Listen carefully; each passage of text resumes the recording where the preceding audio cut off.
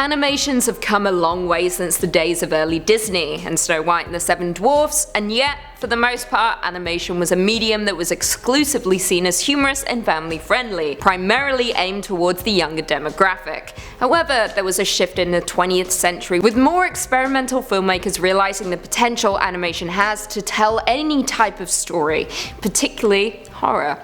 So today on Top 5 Scary Videos, I'm going to be counting down our list of the top 5 scariest animated movies of all time, part 2.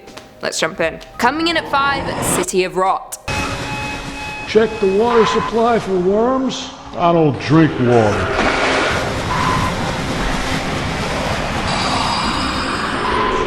Released in 2006 and directed by Frank Sudol, City of Rot follows an old man who is desperately losing his mind while searching for a new pair of shoes. Yeah, that is the plot. He's forced to wander the city of Rot, saturated with thousands and thousands of rotting zombies, driven to feed the blood-hungry worms residing in their skulls. Yum. The film takes place a year after the Earth's water supply was infected by parasites called rotworms, with their eggs transmitting via raindrops and spreading rapidly across the globe.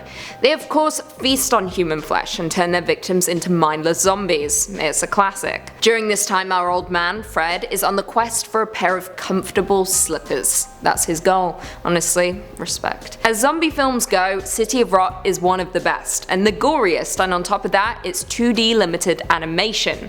From start to finish, the blood does not let up, and is brought to us by Frank Sudol. That's right, he's the director, producer, actor, writer, composer, and cinematographer. What a guy. And although filmmaking is a collaborative job, Frank has proven that a one-man army is just as powerful when making an enjoyable zombie film. Coming in at 4, Vampire Hunter D, Bloodlust. One imperfect man battles the darkness alone. Released back in 2000 and directed by Yoshiaki Kawajiri, Vampire Hunter D follows a young girl who is abducted by a vampire, and a legendary bounty hunter is hired to find her and bring her back. Now, I should start by saying that this is a truly gorgeous film, and is based on the series of fantasy sci-fi novels of the same name. Vampire Hunter D is part spaghetti western, part gothic vampire story, part romance. Yeah, it's confusing. But it's ridiculously stylish, especially for a film coming out in the early 2000s. It's filled to the brim with gore and bloodshed, and is set in a post-apocalyptic world where humans rule the day and vampires rule the night. So when a vampire noble kidnaps the daughter of a rich family, the family decide, in order to avoid their own being turned, to hire vampire hunters to rescue her. Now, the story can get a little convoluted at times, but don't let this put you off. Visually, the film flourishes and is rich with beautiful characters. Plus, on top of that, the grisly horror elements are enough to keep any viewer glued to their screen, and is the perfect entry for anyone looking to get into anime. Coming in at 3, Shoujo Tsubaki. Sorry if I butchered that.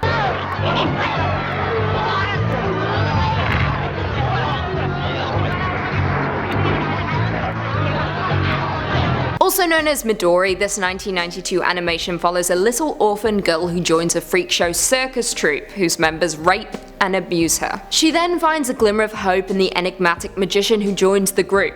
Yeah, that's the plot, so you can see why this would be a tough horror to get through, and it truly is.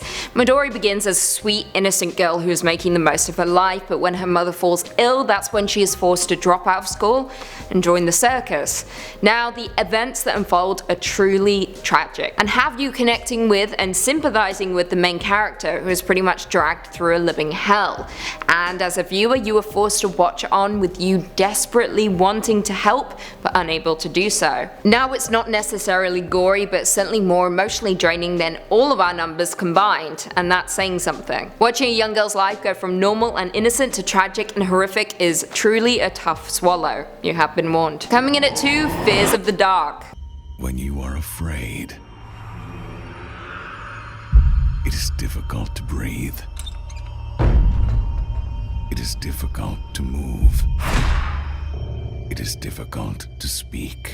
Released in 2007, Fears of the Dark is a black and white French horror anthology based solely on the topic of fear, with each story linked by a segment involving an aristocrat who unleashes his dogs on a victim. Now, this film is different from your typical horror. There are no jump scares, no outbursts of bloodshed. Instead, it is just simply unsettling and finds a way to crawl under your skin before consuming your body and soul. Yeah, it's that type of horror. Also the plot.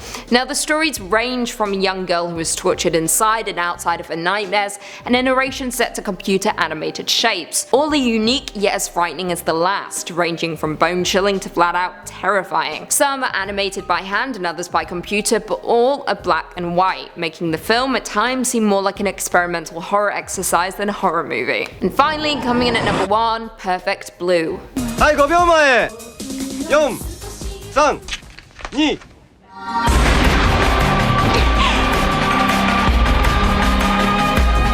Released back in 1997 and directed by Satoshi Kon, Perfect Blue tells the story of a retired pop singer turned actress whose sense of reality is shaken when she is stalked by an obsessed fan, and seemingly a ghost of her past. Now, Mima begins as a member of a popular Japanese group called Cham, with a small but incredibly devoted fan base. However, it's the classic tale of good girl gone bad, when she decides to leave her career as the innocent girl and transition into acting, which in turn brings about her downfall. Someone begins to start stalking Mima, and paired with the intensity of her first film role, she begins to lose grip on reality.